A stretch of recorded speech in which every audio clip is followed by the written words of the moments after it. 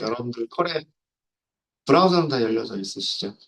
9번까지 했었고요. 우리가 컬앱 노트북 새로 하나 만드시고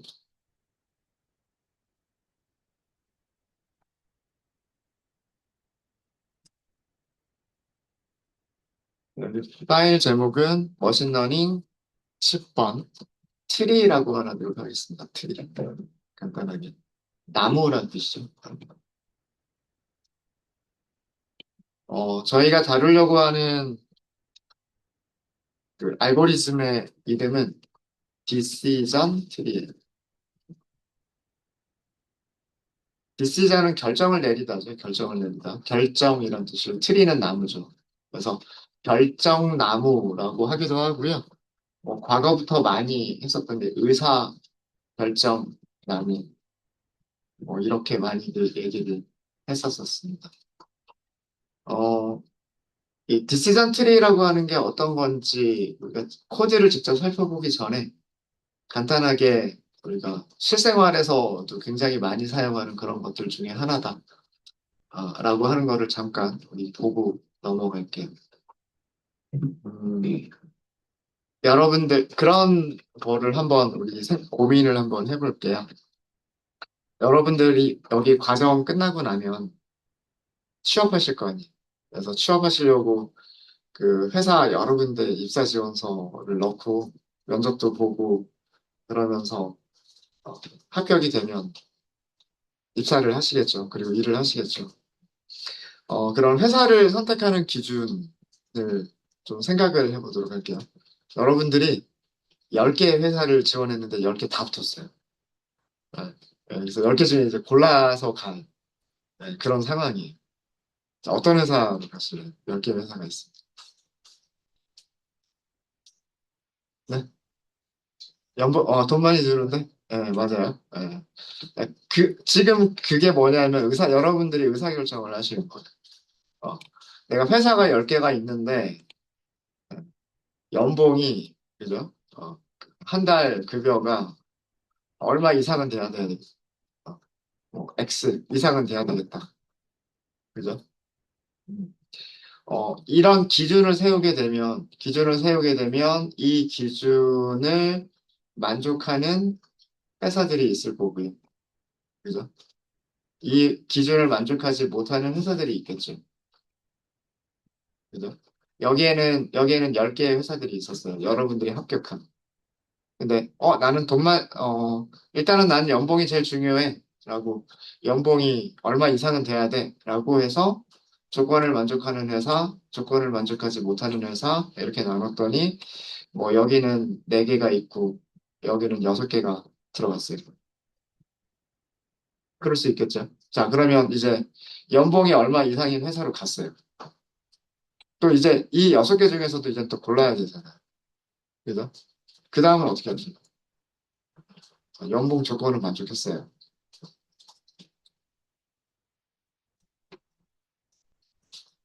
아무 생각 없으신가요? 아무 데나 가시네. 가까운데. 그것도 좋아요. 그러니까, 통근 시간이 얼마나 걸리느냐. 그죠? 통근 시간이 뭐 얼마보다 크냐, 작으냐. 이런 기준으로 또 나눌 수가 있겠죠. 그죠? 제가 너무 크게 그렸거든요. 통근 시간이 얼마보다 큰, 그러면은 이쪽은 너무 오래 걸리는, 출근이 너무 오래 걸리는 그런 회사들이고, 얼마보다 작은, 그러면 출근 시간이 좀 적게 걸리는 회사들이겠죠. 그러면 나는 이쪽으로 갈래. 좀 거리가 짧은 쪽으로 갈래. 이렇게 하겠죠. 그래도 여전히 3개가 남아있어요. 그러면, 아무거나 좋아요. 정답이 있는 건 아니니까, 여기서. 성장 가능성. 예, 좋습니다. 회사의 성장 가능성. 이거는 양적으로 이렇게 평가를 하기가 쉬울 수도 있고 어려울 수도 있을 것 같기는 한데, 예, 재무제표나, 그 다음에 지난 몇 년간의 매출이 오르고 있는지 내리고 있는지라거나, 어떤 사업 아이템을 어떤 거를 가지고 있는지라든가, 그런 것들을 이렇게 보면서 또 이렇게 나누게 되면, 이렇게 가다 보면 결국은 회사 하나가 딱 좁혀지겠죠. 사람들이 어떤 결정을 내리기 위해서, 디시전, 어떤 결정을 내리기 위해서 이런 과정들을 하죠. 아, 이런 조건을 만족하는 곳이었으면 좋겠다. 그다음에 그 안에서도 그러면 다시 이런 조건을 만족했으면 좋겠다. 그 안에서 다시 이런 조건을 만족했으면 좋겠다. 이런 식으로 그 가지들을 따라가게 됩니다. 그죠? 처음에 10개의 회사에서, 10개의 회사에서, 이쪽 가지를 따라서 가고, 그 다음에 또 통근 시간이 짧은 이쪽 회사, 이쪽을 따라서 가고, 그 다음에 뭐 성장 가능성이 큰 이쪽으로 가고, 이런 식으로 그 처음부터 시작을 해서 이런 노드들을, 이런 그 결정을 내리는 이런 질문을 노드라고 하거든요. 그리고 이런 것들을 가지라고 합니다.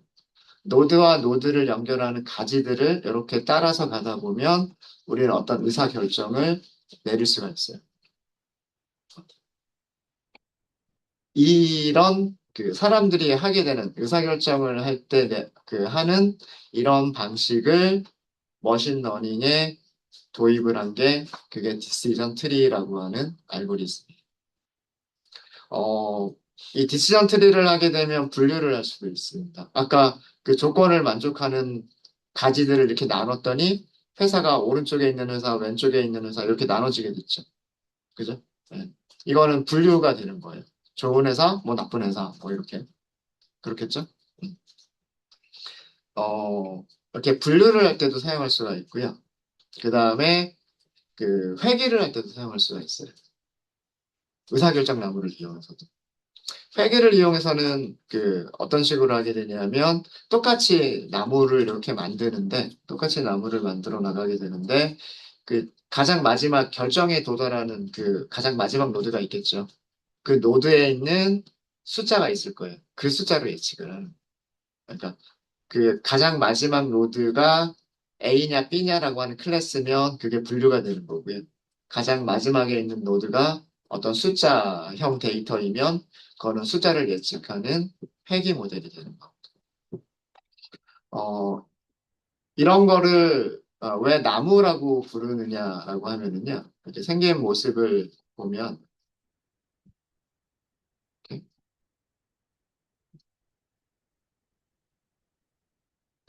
대충 그릴게요. 여기서 이렇게 뻗어나가고 이렇게 뻗어나가고 이렇게 뻗어나가고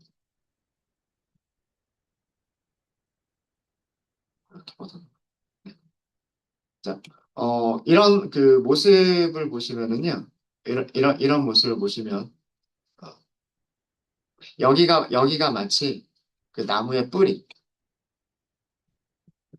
나무 뿌리에서 시작을 해가지고요, 가지를 쳐서, 새로운 가지들이 생겼고, 그 가지에서 또 새로운 가지가 생겼고, 그 가지에서 새로운 가지가 생기고, 여기에서도 새로운 가지가 생기고, 그러니까, 나무를 마치 거꾸로 놓은 것처럼 그렇게 보이잖아요. 우리 땅에 여기 뿌리가 이렇게 있고, 본 가지가 이렇게 있고요. 이 가지에서 이렇게 자라잖아요. 그럼 여기서도 또 이렇게 자라겠죠? 여기서도 이렇게 자라겠죠? 그림은 제가 잘 못 그리지만, 이런 식으로. 어, 나무 가지들이 계속해서 이런 식으로 그 가지를 치면서 나무들이 이렇게 자라게 되잖아요. 그죠? 마치 그런 모습하고 똑같아서 뿌리에서부터 시작해서 새로운 가지를 만들어내고 그 새로운 노드에서 다시 새로운 가지들을 만들어내고 새로운 가지를 만들어내고 그 노드에서 다시 만들어내고 이렇게 하면서 나무가 마치 자라는 것처럼 나무가 자라는 것처럼 그 노드들이 자라면서 결정을 내릴 수 있는 그런 상태로 가기 때문에 이거를 트리라고 부르게 됐습니다. 용어는. 네, 요 정도로 소개를 시켜드리고요. 실제로 코드를 작성을 하면서 그리고 하나씩 그 실제로 머신러닝이라고 하는 이 컴퓨터 공학 쪽에서 뭐, 어, 디시전 트리라고 하는 게 어떤 식으로 분류나 예측을 하는 것인지 코드를 통해서 살펴보도록 하겠습니다. 우리 임포트를 먼저 좀, 미리 좀 하도록 할게요. 연결을 해주시면 좋겠죠. 넘파이 일단 가져오고요. 그다음에 판다스, 그리고 매트플러리, 파이플러,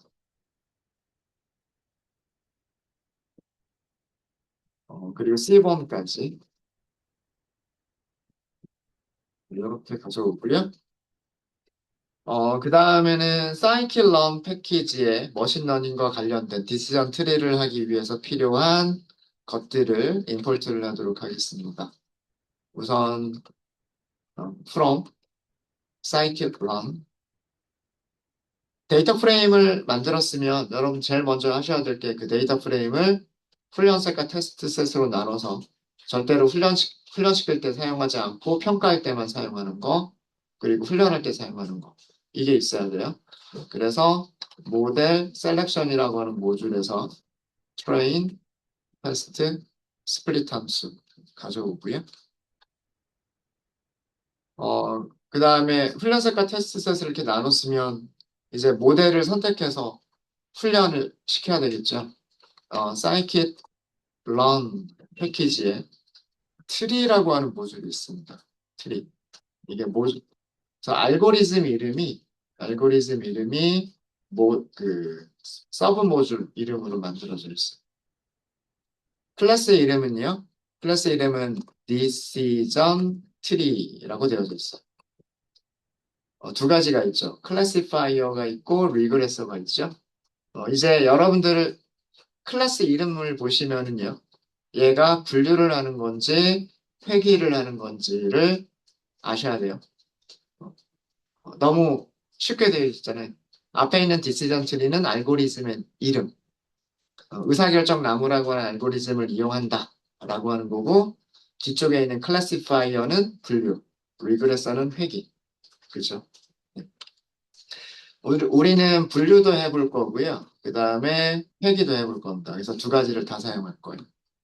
두 가지를 다 사용할 거고요. 그 다음에 이 트리라고 하는 그 모듈 안에 플롯 트리라고 하는 함수가 있어요. 함수.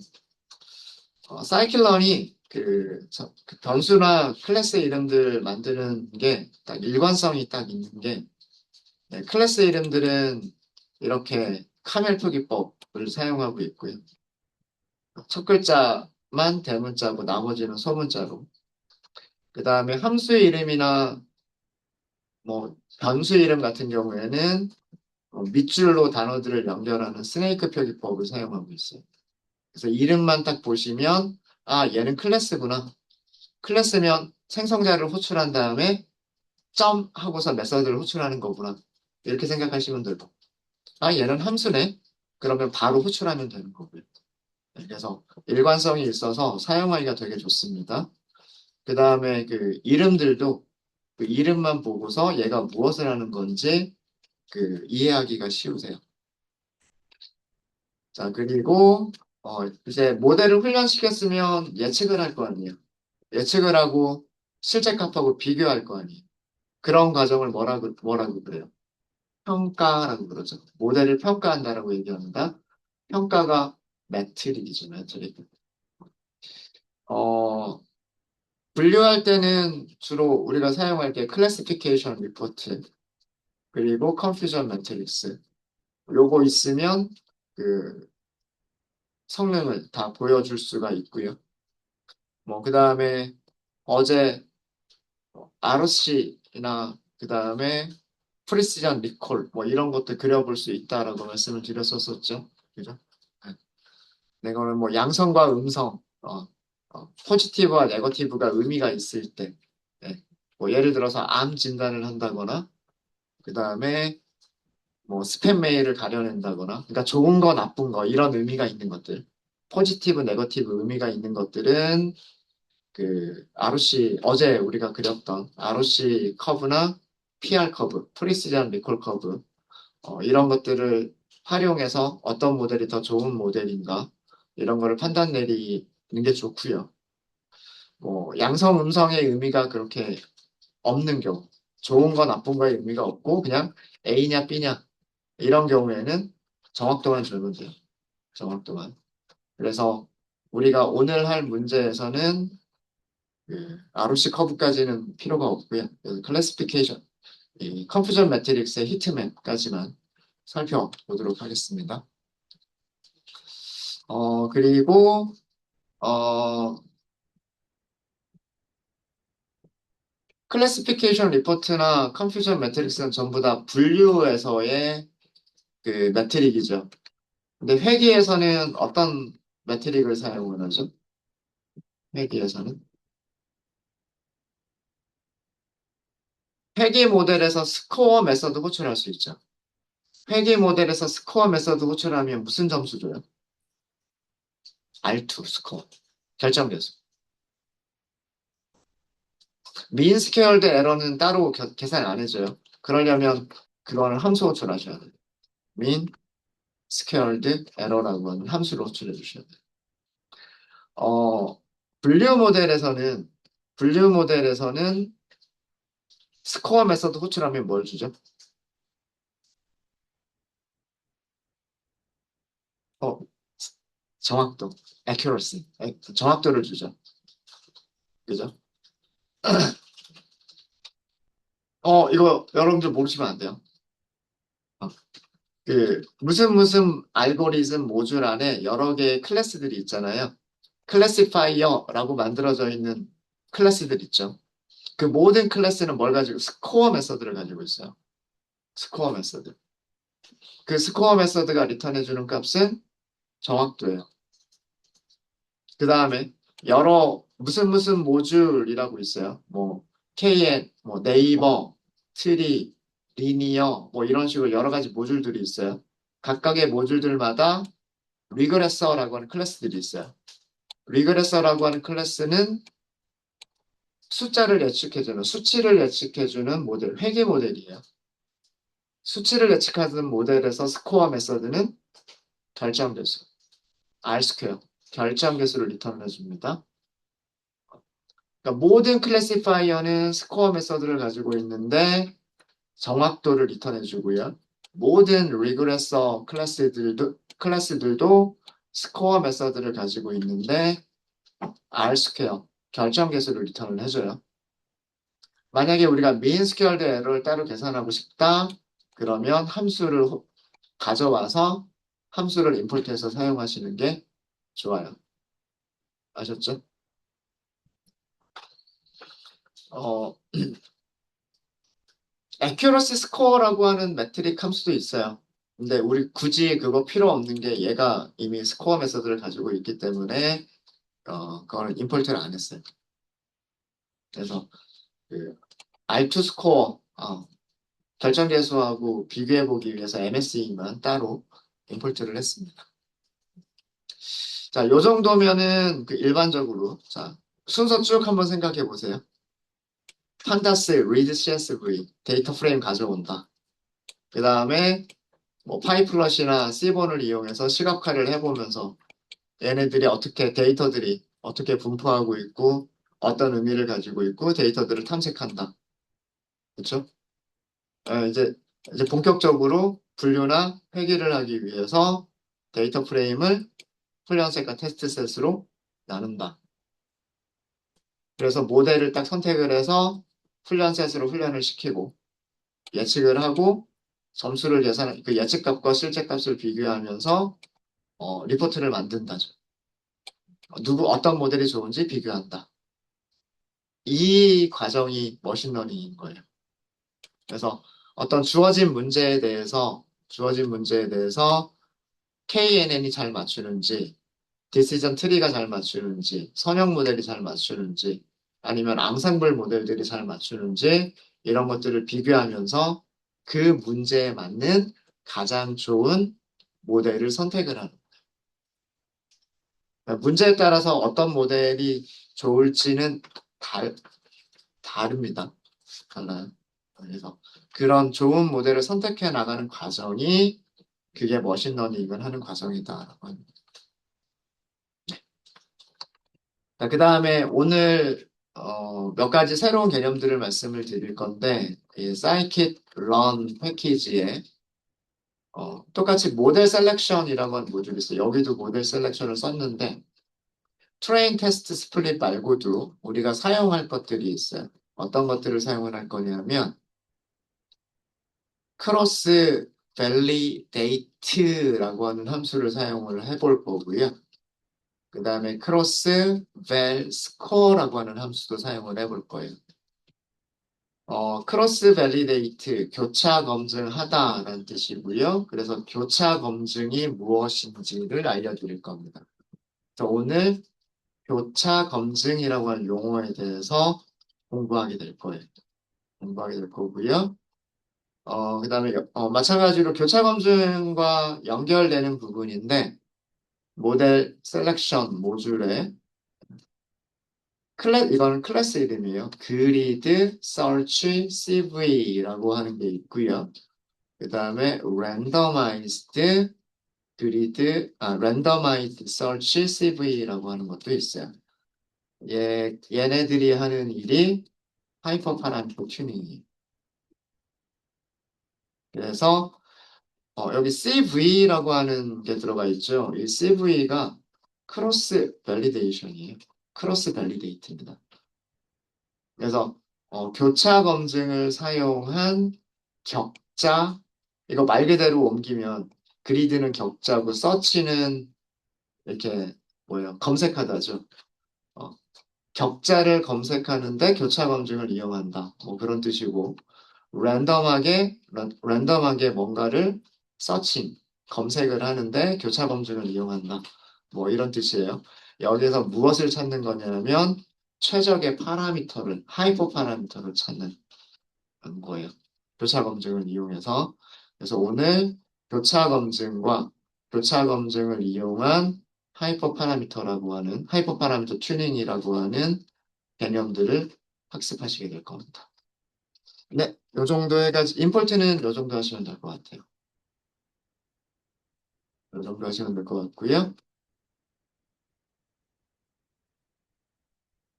그 다음에 데이터셋을 먼저 준비를 해야 되겠죠. 저희가 오늘 사용할 데이터셋은 어떤 데이터셋이냐면, 와인 데이터셋이에요. 데이터셋이고요. 음, 와인 좋아하세요, 혹시? 와인 좋아하시는 분 계시나요? 화이트 좋아하세요? 레드 좋아하세요? 아니면 샴페인 좋아하세요? 이 와인 데이터셋은 레드 와인하고요. 레드 와인하고 그다음에 화이트 와인을 분류하는 그 이진 분류 문제로 만들어진 데이터셋입니다. 뭐 와인의 몇 가지 특성들, 와인의 여러 가지 특성들을 이용을 해서 뭐 예를 들자면 와인의 알코올 도수라든가 그다음에 뭐 산미가 있다 뭐 이런 얘기도 하잖아요. 얼마나 신가 뭐 이런 거라든가 뭐 얼마나 달달한가 뭐 이런 것들을 수치화해서 와인이 가지고 있는 그런 것들을 수치화해서 그럼 이런 숫자들을 가지고 있는 와인이 레드 와인일까 화이트 와인일까를 구분하는 그런 데이터셋이에요. 또 교재에 있는 데이터셋 저희 그대로 사용을 하는 거고요. 음, 그리고 저자의 GitHub에서 어, 바로 다운로드를 받거나 아니면은 read CSV를 할 수가 있어요. 근데 저자가 제공해주는 이 와인 데이터셋은요, 원래 이거 사실 케글에 있었던, 케글 이전에도 있었어요. 케글 이전에도, 이것도 머신러닝에서 분류를 할 때, 되게 유명한 그런 데이터셋 중에 하나고요. 원본 데이터는 사실은 특성이 더 많이 있습니다. 더 많은 특성들을 가지고 있는데, 여러분들 책의 저자는 그 특성의 개수들을 조금 줄였어요. 그래서 조금 이해하기 쉽게 디시전 트리라고 하는 알고리즘에 집중해서 알고리즘이 어떻게 모델을 분류하는지에 대해서 좀 집중할 수 있게 특성의 개수들은 좀 많이 줄여놨어요.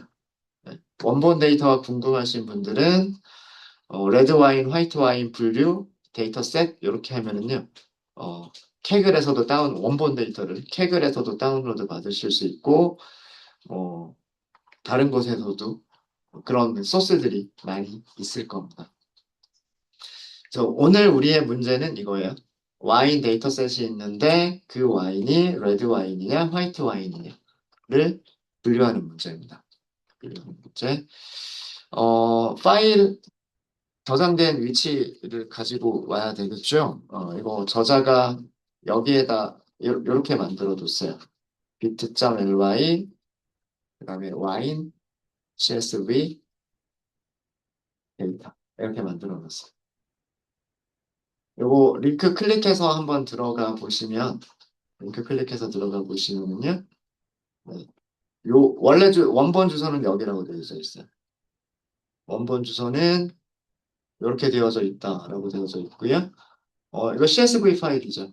컬럼 이름 있고요. 숫자들 있고 되게 간단하죠. 컬럼이 4개밖에 없어요. 컬럼이 4개밖에 없는 굉장히 간단한 그런 데이터 셋입니다. 그래서 이 주소는 요거랑 같은 주소예요. 사실은. 이 주소가 너무 기니까 요거 간단하게 저자가 만들어준 그런 주소예요. 네. 자, 이렇게 해서 파일 경로를 가지고 왔고요. 데이터 프레임 만드는 것부터 해보도록 하겠습니다. 와인 데이터 프레임이라고 할까요? 데이터 프레임. CSV 파일이기 때문에 read CSV 바로 호출하시면 돼요. 여기다가 파일 경로만 주시면 됩니다.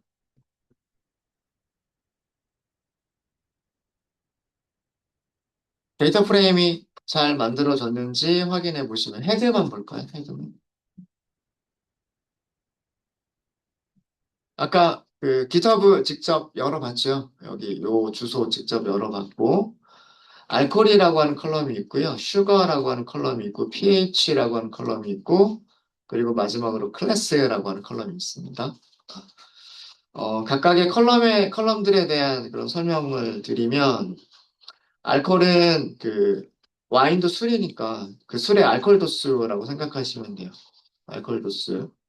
슈거는 당도라고 생각하시면 됩니다.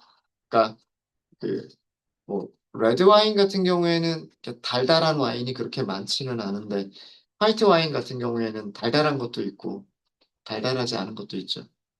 아닌가요? 아, 술들 잘 안 하시는구나. 네, 어떤 와인은 굉장히 달고요. 어떤 와인은 굉장히 씁쓸하고 뭐 그렇죠. 그래서 그 술이 얼마나 단가 그거를 나타낸 숫자예요. 숫자고 pH는 들어보셨나요? 혹시 초등학교나 중학교 때 산성도 리트머스 종이 가지고 뭐 이렇게 빨간색, 파란색 뭐 이렇게 실험 같은 거 해보지 않으셨어요? 네. 산도, 산성도예요, 산성도. 그러니까 이 산성도를 하면 얼마나 시큼하냐, 얼마나 신맛이 있느냐, 뭐 이런 의미겠죠. 네, 그래서 그런 숫자들을 저장하고 있는 컬럼들이고요. 그 다음에 여기 클래스가 0만 보이는데 이따가 보시면 0하고 1하고 두 가지가 있을 거예요. 확인해 보시면 여기가 레드 와인이냐 화이트 와인이냐를 의미하는 숫자예요. 그 설명을 보면 0은 레드 와인이었나? 네, 라고 되어져 있고 그 다음에 그 1은 화이트 와인이었던 걸로 제가 기억을 합니다. 자, 인포 한번 볼게요. 와인 데이터 프레임의 인포를 한번 보면요. 지금까지 봤었던 데이터 프레임 중에서는 행이 제일 많긴 하네요. 그죠? 6,497개의 행을 가지고 있습니다. 그래도 이 정도는 빅데이터라고 부를 수도 없어요. 거만. 그죠? 그래도 지금까지 봤었던 것보다는 행의 개수가 제일 많고요. 그 다음에 컬럼 4개 있고요. 뭐 여기 있는 것처럼.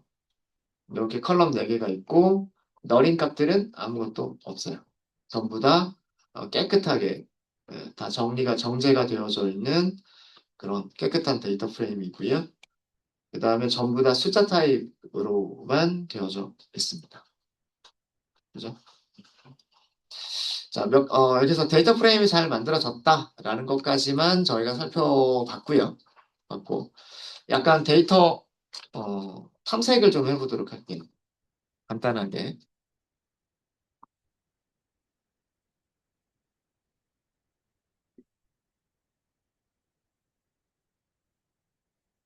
우선 전부 숫자 타입이니까 제일 처음 여러분들이 해보실 수 있는 거는 describe예요. describe. 기술 통계량을 딱 보는 거죠. 어떻게 생겼나? 데이터가 어떻게 생겼나? 이렇게 딱 보는 거예요.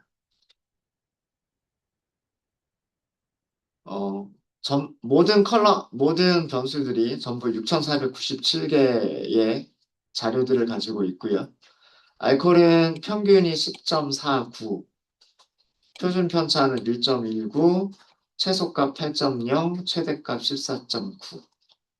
표준 편차가 되게 작은 편이죠. 최소값과 최대값 보면, 최소값과 최대값 차이가 그렇게 크지가 않아요. 그러니까 와인이 알코올 도수가 많아봐야 14.9%. 그 다음에 적은 거는 8%. 네, 뭐 이렇게 되어져 있다라고 하고요. 어, 평균, 여기 평균값 하고요. 10.49. 그 다음에 중위값 10.30. 뭐 약간 비슷하죠. 그러니까 거의 종 모양으로 분포하지 않을까라는 그런 생각이 있어요. 평균을 기준으로 해서 좌우가 거의 대칭이지 않을까. 그런 것들을 생각해 볼 수가 있고요. 그 다음에 당도가 있어요. 당도는 평균은 5.4라고 되어져 있습니다. 표준 편차가 4.75. 평균에 비해서 꽤 커요. 왜 그런가 이렇게 봤더니 최소값 0.6에서부터 최대값은 65.8이에요. 10배가 넘죠. 아, 10배가 뭐예요? 100배인가요? 그죠? 0.6 곱하기 100을 해야 65.8이죠. 그죠? 네. 어, 그러니까 엄청 단 그런 와인이 있고요. 그 다음에 정말 설탕이라고는 들어있지도 않은 그런 와인도 있다라고 하는 거예요. 그러니까 여기는 편차가 되게 크죠. 편차가 굉장히 크다라고 하는 걸 알 수가 있습니다. 그 다음에 평균값이 5.4고요. 중앙값이 3.0이에요. 자, 이 얘기는 어디에 치우쳐져 있을까요?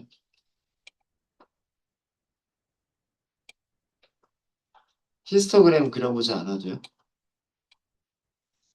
이쪽에 많이 있고 이런 분포이지 않을까라는 생각. 그죠? 그러니까 이쪽에 아웃라이어 데이터들이 무엇을 높여주는 평균값을 높여주는 효과를 주고 50%는 이 넓이의 절반이잖아요. 그죠? 넓이의 절반에 해당하는 게 왼쪽에 가 있죠. 근데 평균값은 이쪽에 가 있잖아요. 그죠? 양의 외도를 낳는 그런 분포일 거다라고 하는 거를 알 수가 있어요. 그 다음에 산도는 평균이 3.2, 표준 편차 0.1, 거의, 그렇게 큰 차이가 없는 것처럼 보이군요. 어, 최소값이 2.7, 그 다음에 최대값 4.0, 그리고 중앙값 3.2. 평균하고 중앙값이 거의 비슷하죠. 이건 거의 종 모양이지 않을까라는 그런 생각이 있습니다. 뭐 그렇고요. 그 다음에 클래스 보세요. 클래스를 보시는데 평균도 있고 표준 편차도 있어요. 자, 근데 보시면은요. 최소값이 0이고요. 최대값이 1이에요. 그죠? 이 얘기는 어쩌면 클래스는 0이라고 하는 숫자와 1이라고 하는 숫자 두 개밖에 없을 수도 있겠다. 라는 생각이죠. 유니크한 값 한번 찾아볼까요?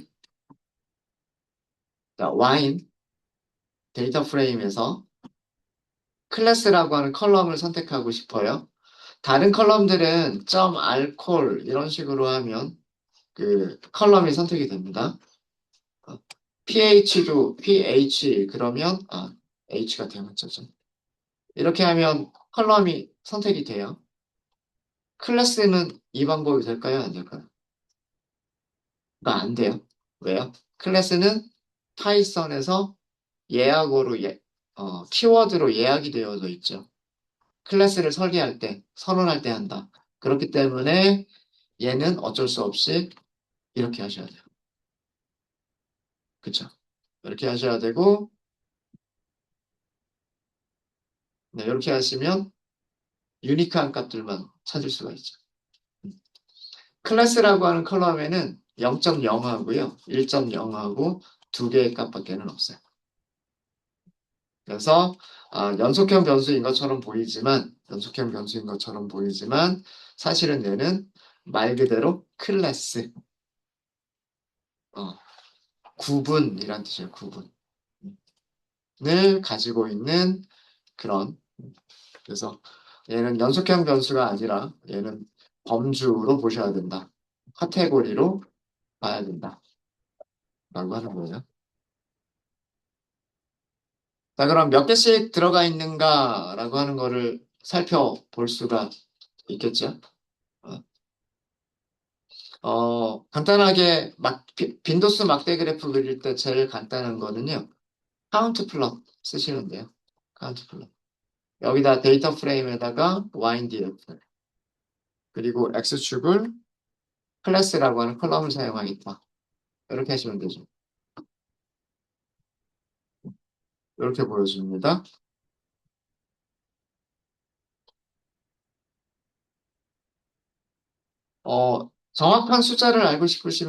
정확한 숫자를 알고 싶으시면 YDF 컬럼 이름은 클래스 그리고 여기에서 value count 이렇게 하시면 정확한 숫자를 아실 수도 있으세요. 0은 1599개가 있고 그 다음에 1은 4898개가 있다. 뭐 대략 1600개랑 4900개 요 정도의 비율로 섞여 있다라고 하는 거를 알 수가 있죠. 요거를 그래프로 그린 게 이겁니다.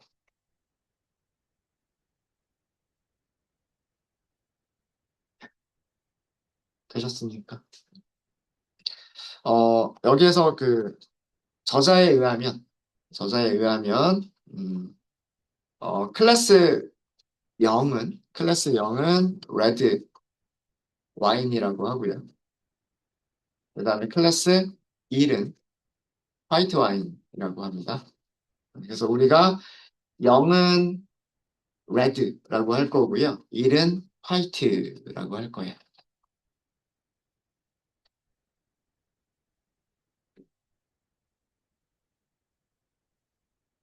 네, 되셨습니까? 그래서 비율이 일정하지 않아요. 비율이 똑같지 않습니다. 어, 거의 1600 여기는 거의 5000 이렇게 되기 때문에 거의 한 3배? 그죠? 요 레드 와인과 화이트 와인의 비율이 거의 3배 정도 되는 그래서 균등하지 않은 그런 분포를 보여주는 그런 녀석이에요. 되셨죠? 네. 우리의 목적은 0과 1을 제대로 분류하는 게 우리의 목적이다. 입니다. 우리의 목적이다. 자, 저는 여기까지 할 거고요. 쉬는 시간 갖기 전에 문제를 두 개를 드리고 넘어가도록 하겠습니다. 어, 여러분들 무엇을 해보시냐면요. 여기다가 요거 두 가지 한번 해보세요. 무엇을 해보시냐면, 독립변수가 세 개가 있어요. 세 개의 변수. 어, 알코올이 있었죠. 알코올 도수. 알코올, 알코올이죠. 그 다음에 당도가 있었고요. 그 다음에 pH가 있었어요. 세 개 변수 히스토그램을 각각 그려보세요. 히스토그램을 그려보시고요. 그 다음에 페어 플롯을 그려보세요. 페어 플롯이 뭔지 아시죠? 페어 플롯은 각 변수들의, 어, 각 변수들의 산점도. 각 변수들의 상관관계를 알기 위해서 변수 두 개씩 짝지어가지고 선점도 그려주는 거 있었죠. 그죠? 기억나세요? 네. 그 두 가지 여러분들이 먼저 한번 해볼게요. 네, 이 정도. 혹시 질문 있으십니까? 뭐 데이터 탐색만 하고 있었기 때문에. 네, 그러면 저희 35분까지 쉬었다 하도록 하겠습니다.